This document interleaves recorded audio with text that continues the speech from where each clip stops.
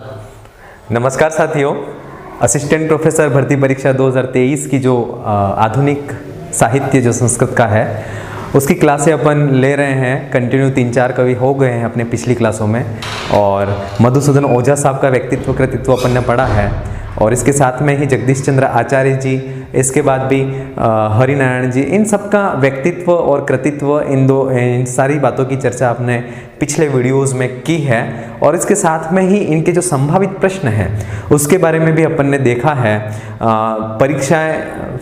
परीक्षाओं का पाठ्यक्रम और साथ में ही इसका जो भी समय सारणी है, कब एग्ज़ाम होना है, ये सारा शेड्यूल आरपीएससी ने अपनी साइट पे क्लियर कर ही दिया है। और मैं मानता हूँ कि जीके का पेपर और सब्जेक्ट्स के पेपर में काफ़ी गैप है, तो निश्चित सब्जेक्ट्स की तैयारी के लिए आपको काफ़ी अच्छा समय मिलेगा। खैर छोड़िए उन सारी बातों को, आज अपने टॉपिक पे आते हैं। और टॉपिक जो हमारे अर्वाचीन विद्वान हैं गणेश राम शर्मा, जो गणेश राम शर्मा हैं उनका व्यक्तित्व और कृतित्व किस प्रकार का था, उन्होंने अपने जीवन में संस्कृत के लिए क्या क्या कार्य किए और उन कार्यों के प्रतिफल के रूप में उन्हें कौन कौन सी उपाधियों से नवाजा गया, साथ में ही उनकी कौन सी कृतियां हैं जो मांग पुरस्कार आदि या राष्ट्रपति पुरस्कार आदि से सम्मानित हुई हैं, इसके बारे में भी हम आज संपूर्ण चर्चा करेंगे। साथ में ही इनका जीवन चरित्र कैसा रहा, इनके व्यक्तित्व में क्या उतार चढ़ाव आए, इनका पारिवारिक जीवन किस प्रकार का था, इन सारी बातों की चर्चा हम आज की क्लास के माध्यम से करते हैं। और सबसे पहले मैं बता दूं, गणेश राम शर्मा जो थे वो राजस्थान के वागड़ प्रदेश, जो कि वागड़ प्रदेश के जो डूंगरपुर जिला है, उस डूंगरपुर जिले में इनका जन्म हुआ था। और गणेश राम जो शर्मा है वह मुख्य रूप से कथाकार के रूप में जाने जाते हैं। इनकी जो रचनाएं हैं वह कथाओं से संबंधित जानी जाती हैं, और इनका एक बहुत ही अच्छा ग्रंथ है संस्कृत कथा कुंजम, वह राजस्थान के संस्कृत साहित्य जगत में बहुत प्रसिद्ध हुआ। और इसी संस्कृत कथा कुंजम जो ग्रंथ है उसके कारण ही इन्हें बहुत प्रसिद्धि प्राप्त हुई थी। चलिए, इनका जो व्यक्तित्व था, इनका पारिवारिक जीवन जो था वह कैसा था, तो वह इनका नाम है गणेश राम शर्मा। गणेश राम शर्मा जो हैं उनका स्थिति काल जो है वह 1908 से लगा करके 1980 के बीच में था। इनका जो स्थिति काल है वह 1908 से 1980 के बीच में रहा। इनके माता पिता जो थे वह माता का नाम था तो यशोदा देवी, और पिता का नाम था कोदरलाल शर्मा। कोदरलाल शर्मा अपने वागड़ जगत के, राजस्थान जगत के ये विप्र ब्राह्मणों में बहुत कर्मकांड में निपुण विद्वान थे, ठीक है। और कर्म ज्योतिष, इन्हें ज्योतिष का भी ज्ञान था कोदरलाल जी के शर्मा जी को, और यह कर्म कांड में भी निपुण थे और बहुत ही ख्याति प्राप्त विद्वानों में इनका नाम आता है। और गणेश राम जो शर्मा हैं उनका जन्म जो हुआ था वह डूंगरपुर में हुआ था। डूंगरपुर वागड़ के राजस्थान के दक्षिण में स्थित है, और यहीं पर यह इनका जन्म हुआ। और जन्म होने के बाद इनकी प्रतिभा और इनके ज्ञान से जो जयपुर के राजा थे लक्ष्मण सिंह, जयपुर के महारावल की उपाधि जो लगाते थे, उनका नाम था लक्ष्मण सिंह, और लक्ष्मण सिंह का आश्रय इन्हें प्राप्त था। गणेश राम जो शर्मा हैं इन्हें लक्ष्मण सिंह जी का आश्रय प्राप्त था, और इन्होंने लक्ष्मण सिंह के राज्याश्रय में रह करके विविध रचनाओं का निर्माण किया। और साथ में ही लक्ष्मण सिंह जी के चरित्र पर भी इन्होंने बहुत सारी रचनाएं लिखी, और इनके राज्याभिषेक के समय पर लाक्ष्मणिक प्रशस्ति करके एक रचना भी इन्होंने लिखी, और वह रचना उन्हें लक्ष्मण सिंह जी को इन्होंने भेंट की थी। इनका एक उपनाम प्रसिद्ध है संस्कृत जगत में, वह है शकुनी। शकुनी इन्हें क्यों कहते हैं? क्योंकि ज्योतिष और शकुन शास्त्र में पारंगत थे। किसमें पारंगत थे? ज्योतिष और शकुन शास्त्र में पारंगत थे। जैसे कि अपन ने पहले ही पढ़ा था कि इनके पिताजी कोदरलाल जी शर्मा जो हैं वह कर्मकांड में निपुण थे, और कर्मकांड का संबंध जो है वह संपूर्ण ज्योतिष विद्या पर है। साथ ही इनके जो गुरु थे वह थे दुर्गा प्रसाद द्विवेदी। ये जो थे वह इनकी संपूर्ण रचनाएं जो हैं वह ज्योतिष शास्त्र पर आधारित थी। किनकी रचनाएं? दुर्गा प्रसाद द्विवेदी की।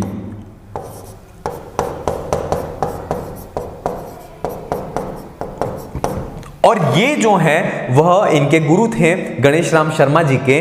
तो इन्होंने, गणेश राम शर्मा जी ने ज्योतिष का ज्ञान दुर्गा प्रसाद द्विवेदी से भी प्राप्त किया और अपने पिताजी से कोदरलाल शर्मा जो हैं उनसे यह पैतृक संपत्ति के रूप में भी इन्हें यह ज्योतिष शास्त्र का ज्ञान प्राप्त हुआ। और ज्योतिष और शकुन शास्त्र में पारंगत होने के कारण गणेश राम शर्मा जो हैं वह शकुनी के नाम से प्रसिद्ध थे। यह इनका उपनाम है। ऐसे कौन से महाकवि हैं, ऐसे कौन से रचनाकार हैं जिनको शकुनी उपनाम से भी जाना जाता है, परीक्षा में प्रश्न आता है, तो उसका सही विकल्प होगा पंडित गणेश राम शर्मा। चलिए, और इन्हें कौन कौन से पद प्राप्त थे? तो एक तो महारावल हाई स्कूल जो डूंगरपुर में है, वहां पर इन्हें प्रधान पंडित का पद प्राप्त था और इन्होंने इस पद पर रहते हुए अंग्रेजी विषय का अध्यापन करवाया। न केवल यह है संस्कृत के या ज्योतिष शास्त्र में ही पारंगत थे, अपितु इन्हें अंग्रेजी भाषा का भी बहुत अच्छा नॉलेज था। इस कारण से इन्होंने महारावल हाई स्कूल डूंगरपुर में अंग्रेजी विषय का अध्यापन इस स्कूल में करवाया था। इसके बाद 1900 प्राध्यापक के रूप में राजेंद्र इंटर कॉलेज झालावाड़, इस कॉलेज में भी इन्होंने प्राध्यापक के रूप में अपनी भूमिका निभाई और वहां पर रहते हुए इन्होंने संस्कृत अध्यापन का कार्य किया और सन 1966 ईस्वी में यह राजकीय सेवा से सेवानिवृत्त हो गए। इस संपूर्ण सेवा अवधि में इन्होंने अपने सेवा काल में सेवा संबंधी कार्य तो किए ही हैं, साथ में संस्कृत साहित्य के निर्माण के लिए, ज्योतिष शास्त्र के निर्माण के लिए भी इन्होंने अपना कार्य किया। इन्हें कौन कौन सी उपाधियों से नवाजा गया था? तो एक उपाधि का नाम था, वह है विद्याभूषण। 1950 में भारत धर्म महामंडल द्वारा इन्हें यह विद्याभूषण उपाधि से विभूषित किया गया। अगला जो है वह अखिल भारतीय साहित्य सम्मेलन दिल्ली, इनके द्वारा इन्हें स्वर्ण पदक दिया गया। अखिल भारतीय साहित्य सम्मेलन दिल्ली द्वारा इन्हें स्वर्ण पदक दिया गया। इनकी प्रमुख उपाधियों में है साहित्य विशारद, राज पंडित और ज्योतिष उपाध्याय। ये उपाधियां हैं वह गणेश राम शर्मा जी को प्राप्त थी और उसमें राज पंडित तो ये इसलिए कहे जाते थे क्योंकि ये लक्ष्मण सिंह जी जो महारावल थे उनके राज्याश्रय में रहते थे और वहाँ पर रहते हुए इन्हें राज्य पंडित की उपाधि से नवाजा गया था, इसलिए राज पंडित भी कहते हैं। ज्योतिषोपाध्याय इसलिए कहते हैं क्योंकि इन्हें ज्योतिष विषय में बहुत ही अच्छा शास्त्र ज्ञान था। और साथ में ही महाराज संस्कृत कॉलेज जो जयपुर में स्थित है, वहाँ से इन्होंने ज्योतिष शास्त्र में आचार्य परीक्षा और शास्त्री परीक्षा को भी उत्तीर्ण किया था। तो वास्तव में इन्हें ज्योतिष विषय का ज्ञान होना स्वाभाविक बात थी। अगली बात करते हैं कि इनके कृतित्व के बारे में, व्यक्तित्व के बारे में। तो ये बात हो गई कि इनका स्थिति काल क्या था, माता पिता का नाम क्या था, जन्म स्थान और इन्हें जो उपाधियां प्राप्त थी और इनके गुरु, पद स्थापन आदि जो भी बातें थी वह यहाँ तक कर ली। अब बात करते हैं कृतित्व। इनका कृतित्व क्या था, कौन कौन सी कृतियों का इन्होंने निर्माण किया, कौन कौन सी रचनाओं के रचनाकार रहे, तो इससे संबंधित प्रश्न परीक्षा में पूछा जाता है। व्यक्तित्व, मैं हमेशा हर क्लास में बोलता हूं कि व्यक्तित्व से संबंधित प्रश्न न के बराबर पूछे जाते हैं, लेकिन हमें फिर भी उसका ज्ञान होना चाहिए। लेकिन कृतित्व से रिलेटेड प्रश्न परीक्षा में जरूर पूछे जाते हैं। और इतिहास राजस्थान का देख लो, असिस्टेंट प्रोफेसर भर्ती परीक्षा का प्रीवियस ईयर के पेपर उठा करके देख लो, व्यक्तित्व से रिलेटेड प्रश्न आपको न के बराबर मिलते हैं, कृतित्व से रिलेटेड प्रश्न आपको परीक्षा में मिलते हैं। इसलिए अपन कृतित्व को बहुत अच्छी तरह से पढ़ेंगे।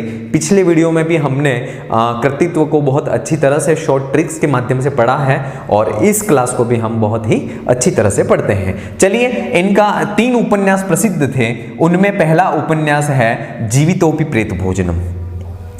इनका पहला उपन्यास है जीवितोपि प्रेत भोजनम। ये वास्तविक कथा पर आधारित उपन्यास है। दूसरा जो उपन्यास है उसका नाम है मूढ़ चिकित्सा।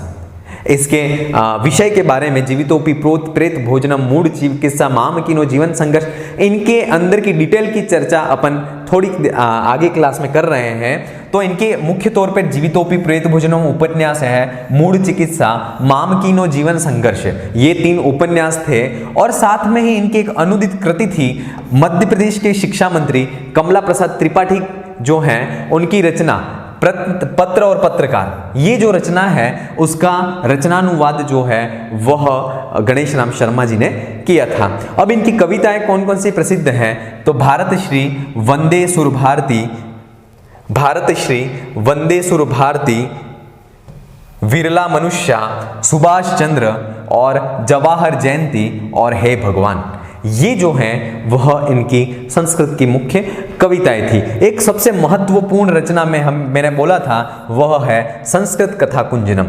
ये कथा साहित्य था और इस कथाओं के माध्यम से व्यक्ति की उस समय की तत्कालीन परिस्थितियां जो भी, उसका भी चित्रण किया गया है और व्यंग, कहीं पर व्यंग है, कहीं पर आदर्शवाद है और कहीं पर हास्य को दर्शाया गया है इन छोटी छोटी कथाओं के माध्यम से।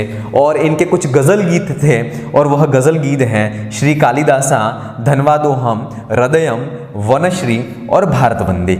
ये जो हैं ये इनके प्रमुख गजल गीत थे। इसके साथ में ही इनके कुछ खंड काव्य हैं और वह खंड काव्य हैं, उसको देखते हैं अपन कि खंड काव्यों में सबसे पहला जो खंड काव्य है वह है लक्ष्मणाभ्युदयम। उस खंड काव्य का नाम है लक्ष्मणाभ्युदयम।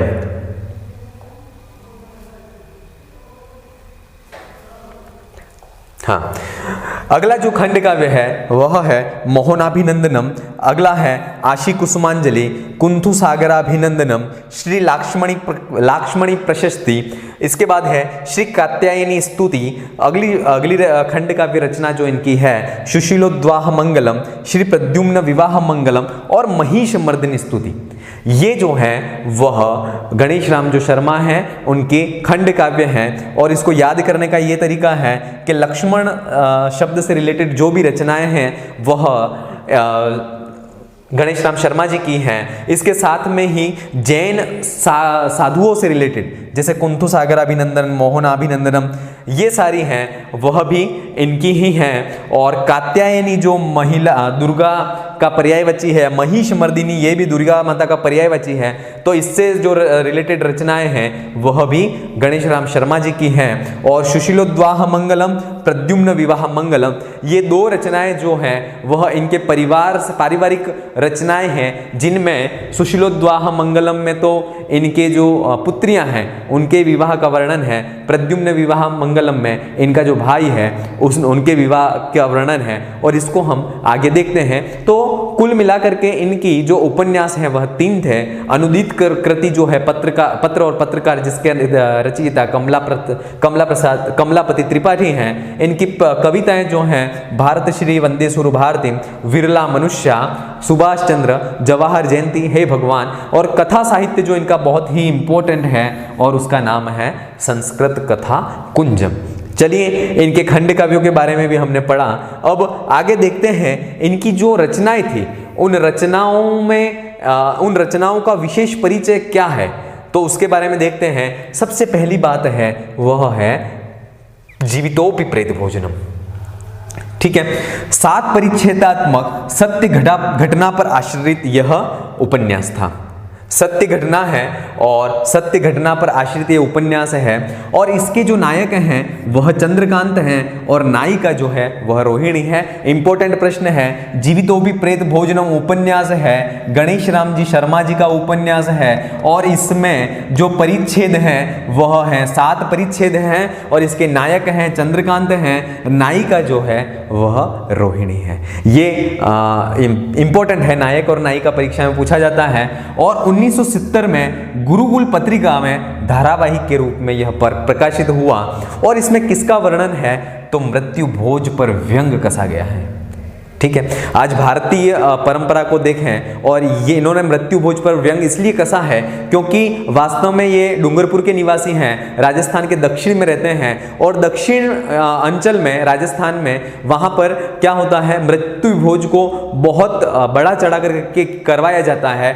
और किसी की मृत्यु के होने के बाद व्यक्ति अपनी स्थिति नहीं होने पर या आर्थिक रूप से संपन्न नहीं होने पर भी किसी की मृत्यु होने के बाद वह मृत्यु भोज में इतना पैसा खर्च करता है कि वह उसकी स्वयं की स्थिति कुछ समय बाद दयनीय हो जाती है। ऐसी कंडीशन से वह वाकिफ थे, वह इस सारी परंपरा को वहां पर रहते हुए देख रहे थे। इसलिए इन्होंने जीवितोपि प्रेत भोजनम जो उपन्यास है वह वास्तव में सत्य घटना पर आश्रित है और इन्होंने मृत्यु भोज जो है उस मृत्यु भोज पर व्यंग कसा है कि मृत्यु भोज हमें न तो करना चाहिए और न ही करवाना चाहिए। इस प्रकार से इन्होंने यहाँ पर इस परंपरा पर व्यंग कसा है, जिससे इस परंपरा में कुछ परिवर्तन आए और वास्तव में उसके बाद काफी मृत्यु भोज की परंपरा में परिवर्तन भी देखा गया। अगला जो उपन्यास है उसका नाम है मूढ़ चिकित्सा। मूढ़ चिकित्सा जो है उसमें 20 प्रकरण है। कितने प्रकरण हैं? 20 प्रकरण है। जीवितोपि प्रेत भोजनम में 7 परिच्छेद हैं, मूढ़ चिकित्सा में 20 प्रकरण है और यह हास्य व्यंग उपन्यास है और मूर्ख व्यक्तियों का चरित्र जो होता है उसका चित्रण किया गया, क्योंकि इस 20 प्रकरणों के माध्यम से मूर्ख व्यक्तियों का क्या क्रियाकलाप होता है उसको वहां पर दर्शाया गया है और वहां पर कहीं पर हास्य है तो कहीं पर व्यंग है। व्यंग के माध्यम से उस जो भी कुठाराघात है मूर्ख व्यक्तियों के उस पर प्रहार किया गया है। और यहाँ पर क्या है, औषध की अपेक्षा टोने टोटके झाड़ फूक से मूर्खतापूर्वक इलाज, इस चीज पर व्यंग कसा गया है। क्या होता है, व्यक्ति अशिक्षा के कारण जब बीमार होता है तो बीमार होने के बाद वह चिकित्सा में विश्वास नहीं करके वह क्या करता है, जादू टोने या झाड़ फूक जो होता है उसमें विश्वास करता है। और बहुत सी बार ऐसा होता है कि लोहे की सलियों से व्यक्ति के शरीर को दागा जाता है, जिससे यह माना जाता है कि व्यक्ति निरोगी हो जाए। लेकिन बहुत सी बार ऐसी परंपरा से गुजरने के बाद यह होता है कि जो भी रोगी होता है उसकी मृत्यु तक भी हो जाती है। इसका कारण यही है कि उन्हें उचित चिकित्सा जो होती है या चिकित्सक का परामर्श नहीं मिल पाता है और वह औषधि की अपेक्षा जादू ये जो है झाड़ फूक या टोने टोटके इसमें ही लगा हुआ रहता है, जिस कारण से उस व्यक्ति की मृत्यु तक हो जाती है। तो इस पर मूढ़ चिकित्सा जो उपन्यास है उसके माध्यम से गणेश राम जो शर्मा है उन्होंने व्यंग कसा है कि हमें इन सारी चीजों से दूर रह करके चिकित्सा पर ही विश्वास करना चाहिए। इस तरह से इन्होंने मूढ़ चिकित्सा 20 प्रकरण में ये उपन्यास लिखा है। चलिए अगला जो है वह उपन्यास का नाम है मामकीनो जीवन संघर्ष। क्या नाम है? मामकीनो जीवन संघर्ष। यह 11 विभागों में बांटा हुआ है। मामकीनो जीवन संघर्ष 11 विभागों में बांटा गया है। अपने जीवन और पूर्वजों के जीवन संघर्ष का वर्णन इसमें किया गया है। कह सकते हैं कि ऐसा उपन्यास कौन सा है जिसमें स्वयं कवि ने अपने आत्मकथा को लिखा है, तो वह है मामकीनो जीवन संघर्ष। इस मामकीनो जीवन संघर्ष के माध्यम से गणेश राम जी शर्मा ने अपनी आत्मकथा के साथ में ही अपने जीवन के जो भी उतार चढ़ाव आए, जो भी अनुभव थे, उनको उस रचना के माध्यम से जनता तक साझा किया है। और इसके साथ में ही अपने पूर्वजों का जैसा भी जीवन संघर्ष रहा, संघर्ष प्रत्येक व्यक्ति के जीवन में रहता ही रहता है, तो इनका भी, और वास्तव में जो एक राजस्थान की प्रतिभा के रूप में निखर के आते हैं, उनका जीवन तो वास्तव में संघर्षपूर्ण रहता ही है। यह एक देखा जाता है मोस्ट ऑफ रूप से। तो इनका गणेश राम जी जो शर्मा है उनका जीवन चरित्र भी संघर्षमय भी रहा था और इसका इन्होंने यहीं पर मामकीनो जीवन संघर्ष के माध्यम से यहाँ पर उसको दर्शाया गया है। अगली जो रचनाएं हैं उसके बारे में देखते हैं अपन कि अगली रचनाएं इनकी कौन सी थी। तो इनकी अगली जो रचना थी वह थी संस्कृत कथा कुंज। बहुत ही इंपॉर्टेंट रचना है और इसमें से प्रश्न भी पूछे जाते हैं। संस्कृत कथा कुंजम जो है उसको 2 भागों में बांटा गया था। एक तो था प्रथम खंड और दूसरा था द्वितीय खंड। प्रथम खंड जो था उसमें कथाओं की जो संख्या थी वह थी 20 कथाएं।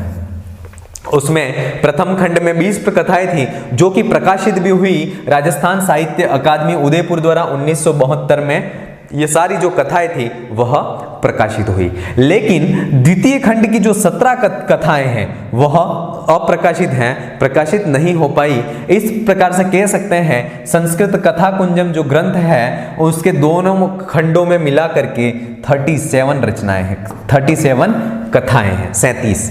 ठीक है, प्रथम खंड में 20 हैं, द्वितीय खंड में 17 हैं। अब इनकी जो प्रमुख कथाएं हैं जो संस्कृत कथा कुंजम में है वह कौन कौन सी हैं, तो ये चीजें हमें याद रहनी चाहिए कि शठे शाठ्यम वक्र दर्शनो हनुमत भक्त सिद्धो रसायनिक अकिंचनश्चोदार्यम स्वाभिमान गर्दभपूरे नापिताचार्यस्य प्रतिष्ठानम भातृस्नेह इंपॉर्टेंट रचना है। और त्रयस्तमाख्युन व्यसनिनः ये भी है। हास्य परवशो राजकुमारः श्रम देवी भाग्यम पुरुषार्थश्च वीर परीक्षा पूर्वाग्रह पराधीना अतिथि देवा। इसके बाद है एका वाणी सत्या मूढ़ चिकित्सा, मूढ़ चिकित्सा उपन्यास में भी है, कथाओं में भी है। सुहृद गोष्ठी स्पर्धा भोजन भट्टाना विधान भंग धूर्त पुरोहित, ये जो हैं वह सारी कथाएं हैं और वह संस्कृत कथा कुंजम इस ग्रंथ में संग्रहित है। सारी कथाओं के नाम हमें याद रहने चाहिए कि ये जो कथाएं हैं वह गणेश राम जी शर्मा जी की हैं और ये 2 भागों में बटी हुई हैं और प्रथम भाग में 20 कथाएं, द्वितीय भाग में 17 कथाएं हैं। चलिए अगली जो रचनाएं हैं उन अगली रचनाओं के बारे में अपन पढ़ते हैं। तो अगली रचनाओं में आता है, उस रचना का नाम है वह है लक्ष्मणाभ्युदयम। लक्ष्मणाभ्युदयम डूंगरपुर नरेश लक्ष्मण सिंह जी जो थे उनका जीवन चरित्र है और वह 111 पद्यों में है। यहाँ पर प्रहर्षिणी मंदाक्रांता आदि छंदों का प्रयोग किया गया है। प्रहर्षिणी मंदाक्रांता इन छंदों का प्रयोग यहाँ पर किया गया है लक्ष्मणाभ्युदयम में। और लक्ष्मणाभ्युदयम जो काव्य है वह लक्ष्मण सिंह जी का जीवन चरित्र है। ठीक है, लक्ष्मणाभ्युदयम लक्ष्मण सिंह जी जो डूंगरपुर नरेश थे उनका जीवन चरित्र है। अगला है वह है मोहनाभिनंदनम। ये खंड काव्य है, 31 पद्यात्मक खंड काव्य है और श्री संत मोहनानंदन जी का अभिनंदन ग्रंथ है। ये उनके स्वागत में, सम्मान में गणेश राम जी शर्मा जी साहब ने लिखा था और वह ग्रंथ फिर उनके अभिनंदन में उन्हें समर्पित किया था। अगला जो है इसके ग्रंथ की मोहनाभिनंदन जो ग्रंथ है उसकी सबसे अच्छी विशेषता है कि इसमें जो संत मोहनानंद थे उनके लिए 100 से ज्यादा विशेषणों का प्रयोग किया गया। बहुत अच्छी रचना है ये। 100 से अधिक विशेषणों का प्रयोग करके मोहनानंदन जो संत थे उनका अभिनंदन किया गया था इस रचना के माध्यम से, इसलिए इसमें 100 से अधिक विशेषणों का प्रयोग किया गया था। अगली जो रचना है वह है श्री कुंथु सागराभिनंदनम। अगली रचना का नाम है श्री कुंथु सागराभिनंदनम। 31 पद्यात्मक खंड है और इसमें कुंथु सागर जैन मुनि जो हैं उनका अभिनंदन ग्रंथ है। ठीक है, ये जैन मुनि जो कुंथु सागर जैन मुनि थे उनके अभिनंदन में, उनके स्वागत सत्कार में इस ग्रंथ को गणेश राम जी शर्मा ने लिखा था। अगला जो ग्रंथ है वह है लाक्ष्मणिक प्रशस्ति। लाक्ष्मणिक प्रशस्ति जो है महाराणा लक्ष्मण सिंह जी की जो जब राज्याभिषेक हुआ उस राज्याभिषेक को प्रशस्ति के रूप में इस ग्रंथ के माध्यम से लिखा गया है और इस ग्रंथ में शार्दुल विक्रीडितम इस छंद का प्रयोग हुआ है और 51 पद्यों का प्रयोग हुआ है। 51 पद्यों में शार्दुल विक्रीडितम में इस प्रशस्ति राज्याभिषेक प्रशस्ति को लिखा गया है और उसका नाम है लाक्ष्मणिक प्रशस्ति। चलिए अगली रचना है वह है कात्यायनी स्तुति। कात्यायनी स्तुति जो है वह 25 इसमें पद्य हैं और इसमें कात्यायनी देवी की स्तुति प्रहर्षिणी छंद में की गई है। इस छंदों के बारे में हमें पता होना चाहिए कि कौन से छंद का प्रयोग किया गया है। तो प्रहर्षिणी छंद में यह कात्यायनी देवी की स्तुति की गई है और ये जो कात्यायनी स्तुति है वह भारतीय पत्रिका में भी प्रकाशित हुई है। ठीक है, अगला है वह है सुशीलोद्वाह मंगलम। अगली रचना का नाम है सुशीलोद्वाह मंगलम और 24 श्लोक हैं इसमें और भारतीय संस्कृति में विवाह का महत्व इसका वर्णन किया गया है। और महाराणा लक्ष्मण सिंह जी की कन्या जो थी, उनकी जो पुत्रियां थी, उनके विवाह का वर्णन किया गया है। भारतीय जो संस्कृति है, उस भारतीय संस्कृति में, वैदिक संस्कृति में 8 प्रकार के विवाहों का वर्णन किया गया है। और भारतीय संस्कृति में संतति उत्पन्न करने हेतु या कह सकते हैं कि ब्रह्मचर्य आश्रम से गृहस्थ आश्रम में प्रवेश करने के लिए विवाह की आवश्यकता को दर्शाया गया है। और उस विवाह का महत्व क्यों है, वो जितना भी संस्कृत साहित्य है, उस संस्कृत संपूर्ण साहित्य में विवाह के महत्व को वास्तव में दर्शाया गया है। कोई भी रचना ले लीजिए और मुख्य तौर पे आप देखेंगे कि अभिज्ञान शाकुंतलम में इस चीज को बहुत अच्छे से दर्शाया गया है कि जब कण्व ऋषि को ये पता चलता है कि शकुंतला का विवाह हो चुका है दुष्यंत के साथ में, तब वह वहाँ पर उसको हस्तिनापुर भेजने के लिए तैयारी करते हैं। और उस समय वहाँ पर उसको उपदेश देते हैं कि एक अच्छी नारी को, एक अच्छी विवाहिक नारी को किस प्रकार से अच्छी कन्या के रूप में बनना है, उसका उपदेश वहां पर दिया गया है। तो वह भारतीय संस्कृति में जो विवाह है उसका वर्णन सुशीलोद्वाह मंगलम के माध्यम से भी किया गया है। अगली जो रचना है उसका नाम है प्रद्युम्न विवाह मंगलम। ठीक है, जो प्रद्युम्न थे वह महारावल जो थे, ये महारावल लक्ष्मण सिंह उनके भाई थे। तो उनके भाई जो प्रद्युम्न सिंह हैं, उनका विवाह जब हुआ तो उनके विवाह का जो वर्णन है वह प्रद्युम्न विवाह मंगलम इस ग्रंथ के माध्यम से, इस खंड काव्य के माध्यम से गणेश राम जी शर्मा ने किया था। और सुशीलोद्वाह मंगलम जो है वह लक्ष्मण सिंह जी की जो पुत्रियां हैं उनके विवाह का वर्णन इस ग्रंथ के माध्यम से किया। तो ये सारी रचनाएं लक्ष्मणाभ्युदयम, मोहनाभिनंदनम, कुंथु सागराभिनंदनम, लाक्ष्मणिक प्रशस्ति और कात्यायनी स्तुति, सुशीलोद्वाह मंगलम, प्रद्युम्न विवाह मंगलम, ये सारी जो हैं वह खंड काव्य की रचनाएं हैं और वह रचनाएं हैं गणेश राम जी शर्मा की हैं। और इस प्रकार से इनकी जो रचनाएं हैं वह रचनाएं यहीं पूर्ण होती हैं। तो इनके व्यक्तित्व को हमने देखा, इनके कृतित्व को हमने देखा, इनके जीवन में इन्होंने संस्कृत के प्रति जो कार्य किया है उसको देखा, और इनके जो उपकार हैं और उन उपकार के प्रतिफल के रूप में इन्हें कौन कौन से पुरस्कारों से नवाजा गया है उसको भी हमने आज की क्लास के माध्यम से देखा। और अब अगली आगे बढ़ते हैं तो विगत परीक्षाओं में असिस्टेंट प्रोफेसर भर्ती परीक्षाओं में इनकी इनके जीवन से संबंधित, इनके व्यक्तित्व और कृतित्व से संबंधित कौन कौन से प्रश्न आए हैं उसको हम देखते हैं। सबसे पहला प्रश्न है जो परीक्षा में आया भी हुआ है, गत परीक्षा में, वह है लक्ष्मणाभ्युदयम काव्यम अस्ति। जो लक्ष्मणाभ्युदयम जो काव्य है वह किसका है? ब्रह्मानंद शर्मणः, राम प्रताप शास्त्रिणः, नित्यानंद शास्त्रिणः या गणेश राम शर्मणः। तो आप सभी को पता है लक्ष्मणाभ्युदयम लक्ष्मण सिंह जी का जीवन चरित्र है और वह गणेश राम शर्मा जी की रचना है। अगला है मूढ़ चिकित्सा। मूढ़ चिकित्सा वर्तते। तो मूढ़ चिकित्सा क्या है? कथा संग्रह है, उपन्यास है, महाकाव्य है या खंड काव्य है। तो आप सभी को पता है कि गणेश राम जी शर्मा जो हैं इनके 3 ही उपन्यास थे। एक तो था, उसका नाम था जीवितोपि प्रेत भोजनम, दूसरा है मूढ़ चिकित्सा, तीसरा है माम कीनो जीवन संघर्ष।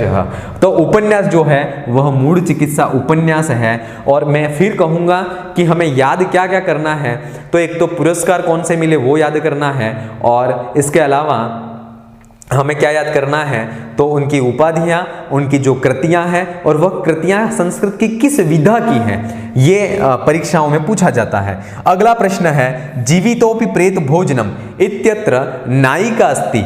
इसमें नायिका कौन है? सावित्री, सीता, रोहिणी और पत्रलेखा।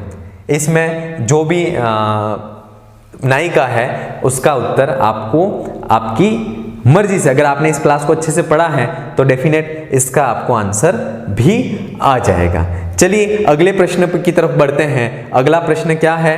तो वह है गणेश राम। अगला प्रश्न है गणेश राम शर्मा महोदयस्य रचना नास्ति। गणेश राम जो शर्मा है उनकी रचना कौन सी नहीं है? एकावाणी सत्या, सुहृद गोष्ठी, भातृस्नेह और आत्मनिवेदनम। इसमें कौन सी रचना इनकी नहीं है? तो इसमें जो भातृस्नेह है वह यद्यपि इनकी रचना नहीं है, लेकिन परीक्षा में अगर ये परीक्षा ऑप्शन ऐसा आता है तो जो भातृस्नेह है वह इनकी रचना है, कथा ग्रंथ है इनका, है ना। और भातृ जो स्नेह है वह किसी और की भी इनकी रचना है ही, और इसके साथ में एक किसी और की भी रचना है और वह है नवल किशोर कांकर। चलिए आगे जो है वह है कि संस्कृत कथा कुंजम ग्रंथे आहत्य कति कथा रचना सन्ति। जो संस्कृत कथा कुंज है उस ग्रंथ में कुल कितनी रचनाएं हैं, तो 20, 40, 37 और 50। तो इसका सही विकल्प होगा वह होगा 37। 37 जो रचनाएं हैं वह संस्कृत कथा कुंज में मिलती हैं। प्रथम खंड में 20 रचनाएं और द्वितीय खंड में 17 रचनाएं। इस प्रकार से 37 रचनाओं का समावेश वहां पर मिलता है। लक्ष्मणाभ्युदयम इति काव्यस्य रचनाकारो वर्तते। लक्ष्मणाभ्युदयम इस रचना के रचनाकार कौन है, तो मधुसूदन ओझा साहब हैं, दुर्गा प्रसाद द्विवेदी हैं, गणेश राम शर्मा हैं, या फिर गिरिधर शर्मा नवरत्न है। तो इसका सही विकल्प होगा वह होगा गणेश राम शर्मा। ठीक है, इस तरह से हमने आज की क्लास के माध्यम से जो गणेश राम जी शर्मा हैं उनके व्यक्तित्व और कृतित्व के बारे में जाना है, और उनका किस प्रकार का व्यक्तित्व रहा, इन्होंने संस्कृत के पीछे क्या क्या कार्य किए, इन सारी चीज़ों का आज की क्लास के माध्यम से जाना है। अगली क्लास में अगले कवि के साथ में हम फिर से मिलते हैं। तब तक के लिए आप अपने तैयारी को अनवरत रूप से जारी रखें। धन्यवाद।